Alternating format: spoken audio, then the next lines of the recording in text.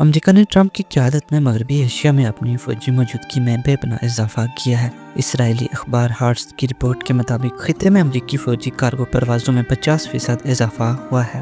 یہ بڑھوتری اس وقت ہوئی جب ٹرمپ نے ایران پر بڑے پیمانے پر بمباری کرنے کی دھمکی دی۔ حالیہ ہفتوں میں امریکہ نے فائٹر جیٹس، اسٹیلتھ بمبار طیارے اور بڑی مقدار میں ہتھیار خطے میں بھیجے ہیں۔ مزید فوجی طیارے جن میں ٹرانسپورٹ اور ریفیولنگ طیارے بھی شامل ہیں علاقے میں پہنچ چکے ہیں۔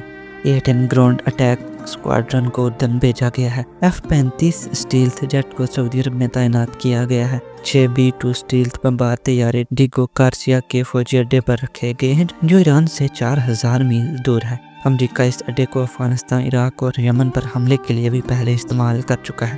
20 سے زائد امریکی کارگو طیارے خلیج فارس میں پہنچ چکے ہیں جو ممکنہ طور پر پیٹریاٹ اور تھاڈ میزائل ڈیفنس سسٹم لے کر آئے ہیں تاکہ ایران کے ممکنہ حملے کو روکا جا سکے۔ USS ہیری ایس ٹرومین طیارہ بردار بحری جہاز خطے میں تعینات ہے اور یمن پر حملے کر رہا ہے۔ دوسرا طیارہ بردار جہاز USS کارل ونسن بھی خطے میں بھیجا جا رہا ہے۔ مارچ میں امریکہ اور اسرائیل کے درمیان فوجی پروازوں میں اضافہ دیکھا گیا۔ اسرائیلی طیارے امریکہ اور یورپی فوجی اڈوں سے اسلحہ لے کر آئے۔ یہ سب اس وقت ہو رہا ہے جب ٹرمپ نے ایران کی جوہری تنصیبات پر حملے کی دھمکی دے رکھی ہے۔ اس نے کہا ہے کہ اگر ایران نے مذاکرات نہ کیے تو وہ یا تو اس پر بمباری کرے گا یا نئی اقتصادی پابندیاں عائد کرے گا۔ ایران نے ان دھمکیوں کو مسترد کر دیا ہے اور کہا ہے کہ وہ دباؤ اور پابندیوں کے تحت مذاکرات نہیں کرے گا۔ ایرانی حکام نے اقوام متحدہ کی سلامتی کونسل میں شکایت درج کرائی ہے اور کہا ہے کہ وہ کسی بھی حملے کا جواب دے گا۔ رہبر معظم آیت اللہ سید علی خامنہ ای نے بھی واضح کر دیا کہ ایسے کسی بھی حملے کے امکانات کم ہیں، لیکن اگر کوئی بھی کارروائی ہوئی تو منہ توڑ جواب دیا جائے گا۔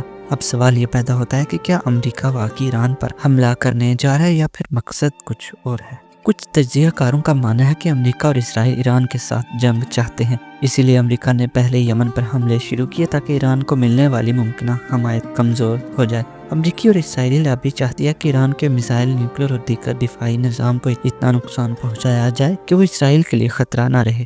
گزشتہ سال ایران نے 2 بار اسرائیل پر میزائل حملے کیے تھے۔ اس کے بعد سے امریکہ اور اسرائیل ایران کی فوجی طاقت کو کمزور کرنا چاہتے ہیں۔ دوسری طرف کچھ تجزیہ کار یہ بھی کہتے ہیں کہ امریکہ کا اصل مقصد ایران کے ساتھ امن معاہدہ کرنا ہے۔